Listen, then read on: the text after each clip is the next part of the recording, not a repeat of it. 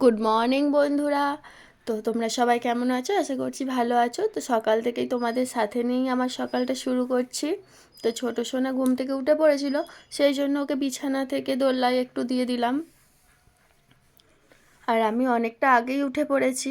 অন্য অন্য দিন তো আমি ব্রাশ ট্রাশ করে শাড়ি কাপড় ছেড়ে বাসি কাজ করি। তো আজকে আর সেটা করলাম না। আজকে অনেকটা সকাল সকাল উঠে পড়েছি আমি। প্রায় 6টা বাজে। এতটা তাড়াতাড়ি আমি উঠি না, একটু বেলাই হয়ে যায়। 6:30 পৌনে 7টা এরকম বেজে যায়, কেননা অনেকটা রাত করে আমি ঘুমাই। প্রায় 12টা, 12:30, কোনোদিনও তো এডিটিং করতে করতে আমার 1:30 2টো বেজে যায়। সেই জন্য অনেক রাত্রে শুই, এই জন্য একটু সকালে আমার উঠতে দেরি হয়ে যায়। তো ছোটো সোনা সকাল সকাল উঠে পড়েছে দেখে ও ঘুমানোর জন্য এখনও ছটপট করছিল, সেই জন্য দোল্লাই দিয়ে দিলাম। দোল্লাই দিয়ে তারপর আমি এই কাজগুলো করছি। আর আমি আগে থেকেই ঘুম থেকে উঠেই সবার প্রথমে বাসনগুলো আর জামা কাপড়গুলো ঘাট থেকে কেচে এনেছি। কেচে এনে এসে দেখি না ছোটো সোনা উসঘুস করছে, সেই জন্য তারপরে ওকে দোল্লাই দিলাম। দোল্লাই দিয়ে আবার আমি এই কাজগুলো করছি। এত পরিমাণে আমার রাত হয়ে যায়, এডিটিং করতে করতে অনেক রাত হয়ে যায়। সেই জন্য উঠতেও আমার অনেকটা বেলা হয়ে যায়। আজকে অনেকটা তাড়াতাড়ি উঠেছি, ওই জন্য বাসি কাপড়েই সব কাজগুলো কমপ্লিট করে নিচ্ছি। করে নেবার পর তারপরে বাসি কাপড়টা আমি চেঞ্জ করবো আর কি। আর এদিকে কালকে রাত্রে রুটি করেছিলাম, গ্যাসের মধ্যে অনেক রুটির গুঁড়ো পড়ে আছে। সেই রুটির গুঁড়োগুলোই ভালো করে পরিষ্কার করে নিচ্ছি। আর ওই কড়াটার মধ্যে কালকে রাত্রে বেগুন ভেজেছিলাম, তো তেল ছিল, সেই তেলটাই রয়েছে, ওই জন্য চাপা দিয়ে দিয়েছি কড়াটার মধ্যে। তো এখানটা ভালোভাবে মুছে নিচ্ছি। এখানটা মুছে নেবার পর যে বাসনগুলো আমি ধুয়ে এনেছি, সেই বাসনগুলোই এখানে উপর করে দেব।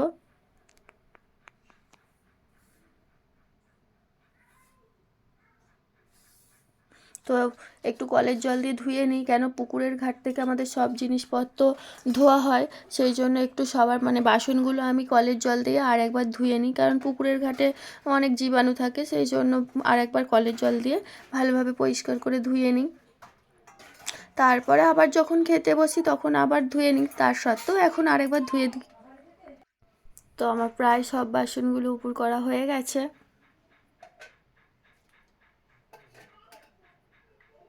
তারপর আমি ঘরটা মুছে নিচ্ছি। বড়সোনা উঠে পড়েছে, বড়সোনাকে ব্রাশ দিলাম, মাজন দিলাম, জল দিলাম। ও বাইরে বসে বসে ব্রাশ মাজনটা দাঁতটা মেজে নিচ্ছে ভালোভাবে।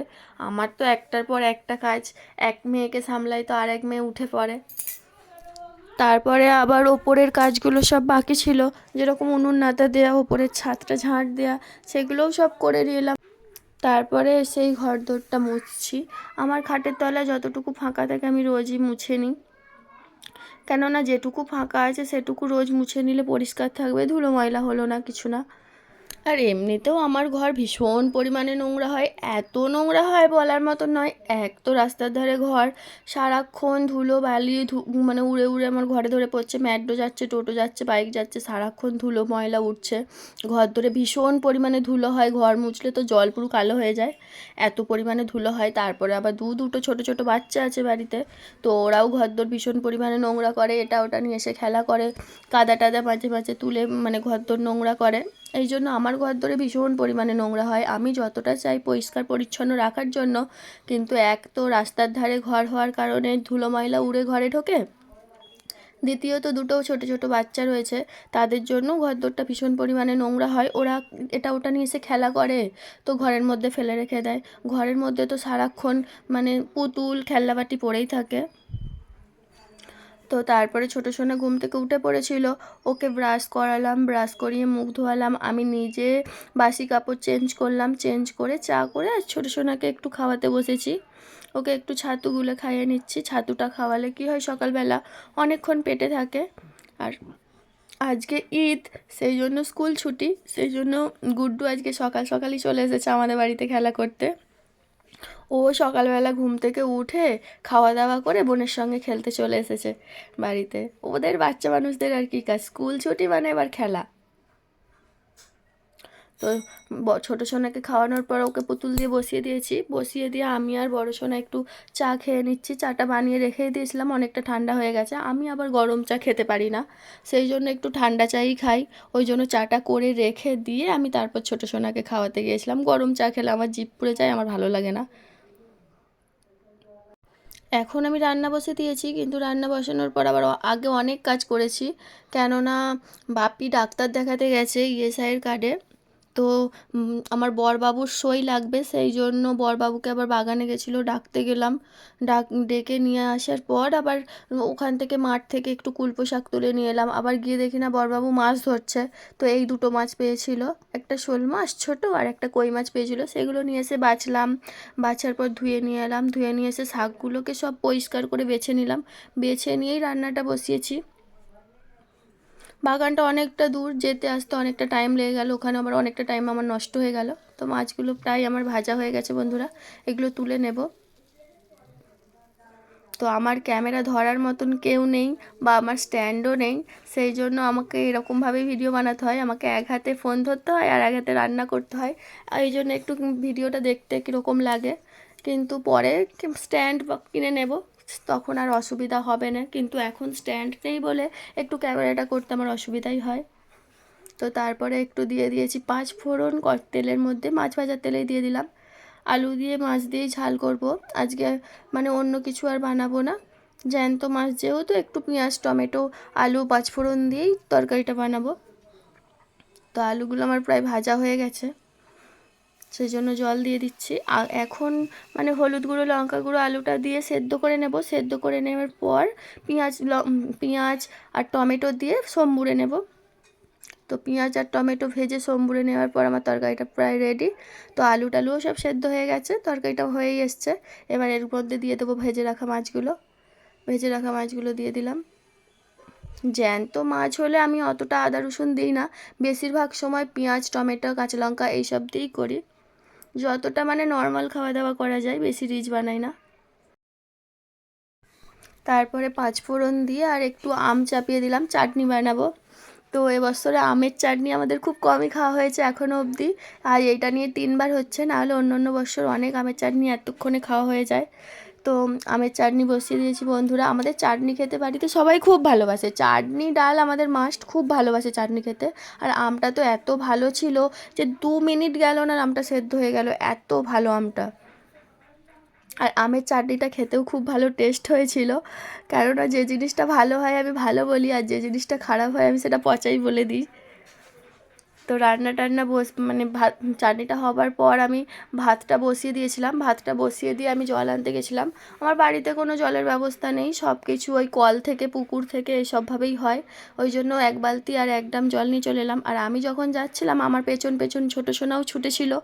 তো আমি যখনই জল আনতে যাই ওকে লুকিয়েই যাই, আর দেখতে পেলেই পেছনে পেছনে দৌড়ায়। ওই যে আসছে, খালি পায়েই চলে গেছিলো।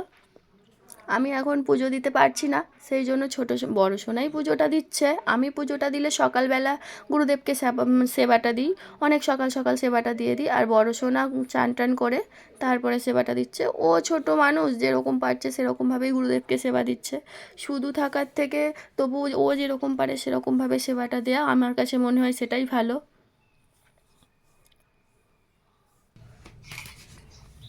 তো আমি একটু কুলপো শাক মেখে নিচ্ছি, কুলপো শাক দিয়ে আলু দিয়ে ছোটো সোনাকে খাওয়াবো। ঠিক আছে, খাও।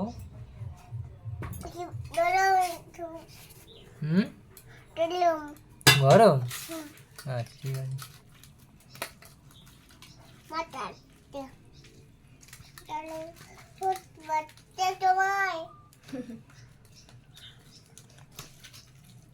ভিডিলি করবি তুই? ভিডিলি করবি? ভিডিলি করবি? ভিডিলি? আচ্ছা, ঠিক আছে। কি করবি? কি করবি তুই? ভিডিলি? জোরে বল, কি করবি তুই? কি করবি রে, বল না রে সোনা। কি করবি? ভিডিলি করবি? আমার ফোনের দিকে তাকে বলো, কি করবে? ভিডিলি করবি? তো আমরা যখন ফোন ধরে ক্যামেরা করি তখন ছোটো সোনাও বলে আমি ভিডিলি করব, আমি ভিডিলি করব। ও এখনও উচ্চারণটা পরিষ্কার হয়নি, তো ওই জন্য ওইরকমভাবে বলে। তো বিকেলবেলা ঘুম থেকে উঠে একটু ছাদে এসেছি। আজকে সারাদিন তো পুরোটা মেঘলা মেঘলাই কেটে গেল, কেননা আজকে সারাদিন একটুকু রোদ বেরোয়নি, কীরকম ম্যারম্যারে টাইপের ছিল ওয়েদারটা, আর রোদ্দুরও বেরোয়নি। আজকে বিকেলবেলা ঘুম থেকে উঠে ছাদে এসেছি, এখনও পর্যন্ত কীরকম সেই মেঘলা মেঘলা টাইপেরই হয়ে আছে। তারপরে আমি একটু মুড়ি মাখিয়ে নিয়ে এসেছি ছাদে ছোটো সোনাকে খাওয়া বলে। ও তো এমনিতে খেতে চায় না একদম পরিমাণে, একটু ভুলিয়ে ভালিয়ে ঘুরিয়ে ওপরে পাখি যায় সেই সব দেখিয়েই খাওয়াতে হয় আর কি। এমনিতে খাবার খুব একটা খেতে চায় না, ভীষণ পরিমাণে বিরক্ত করে। ওই যে খাবার দিচ্ছি তার সত্ত্বেও মুখে নিতে চাইছে না একদমই। তো গুড্ডুকে খাওয়াচ্ছি, আমি দেখিয়ে খাওয়াচ্ছি, দেখবা যে গুড্ডু খাচ্ছে তুইও খা, কিন্তু তার সত্ত্বেও ও একদম নিতে চাইছে না, অনেক ভুলিয়ে ভালিয়ে খাওয়াতে হয়। তো তারপরে সন্ধে দিল বড় সোনা, সন্ধে দেবার পর ওকে পড়তে বসেছি। আর ছোটো সোনা বড় সোনার বইগুলো ভীষণ পরিমাণে টানাটানি করছে, আর টানাটানি করা মানেই তো ছিঁড়ে যাবে, সেই জন্য ওকে চেপে ধরে কোলে বসিয়ে রেখে আর আমি কসবটা তুলছি। আমার এদিকে কসবও শেষ হয়ে গেছে, কসবটাও তোলা হচ্ছে আর বড় সোনাকে পড়ানোটাও হচ্ছে। ও লিখছে আর আমি একটু বকাই দিচ্ছি, কারণ লেখাগুলো এত ছোট ছোট করছে আমার যেন দেখতে বিরক্ত লাগছে, সেই জন্য একটু বকছিলাম যে তুই একটু বড় বড় হাতে লেখা করতে পারিস না, হাতে লেখাগুলো এত ছোট ছোট করছিস কেন, এই কথাটাই বলছিলাম। আর ছোটো সোনা তো অস্থির হয়ে পড়ছিল, আমার কোল থেকে উঠে যেতে পারলেই বাঁচে এরকম অবস্থা। তো বড় সোনাকে পরিয়ে টরিয়ে ওঠার পর আমি একটু কাজে বসেছিলাম। এই দেখো নতুন স্যাম্পেল আমার রেডি। তো দুটো বুটি বেঁধে নিয়েছি, তারপরে আর একটা বুটি নতুন ডিজাইন কাজ করতে খুব ভালোই লাগছে। অনেক দিন ধরে একটা ডিজাইন কাজ হলে মাঝে মাঝে আর কাজ করতে ভালো লাগে না, যেন না মনে হয় একই ডিজাইন রোজ রোজ কাজ করছি। সেই জন্য এখন নতুন স্যাম্পেল হচ্ছে, বেশ কাজ করতে ভালোও লাগছে, আর স্যাম্পেলগুলো দেখতেও খুব সুন্দর লাগছে দেখো।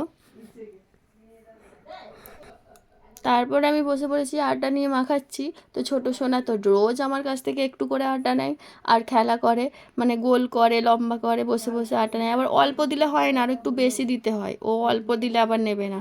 আমি আর আটা মাখাচ্ছি আর ও বসে বসে খেলা করছে। তখন আমরাও ছোটোবেলায় যেটা করতাম আর কি, আটা নিয়ে এটা বানাতাম সেটা বানাতাম, পুতুল বানাতাম, খেলনা বানাতাম। ও আটা নিয়ে ওই যে বাটির মধ্যে লেচি কাটছে আমার মতো গোল গোল করে। তো আটাগুলো আমার প্রায় মাখানো হয়েই গেছে, আমি এবার রুটি বানাতে চলে যাব। রুটিটা বানানোর আগে একটু আলু কুটে নেব, আলু ভাজবো, সেই জন্য আটাটা মাখিয়ে রেখে আলুটা কুটে নেব, আলুটা কুটে নিয়ে তারপর রুটিটা বানাবো।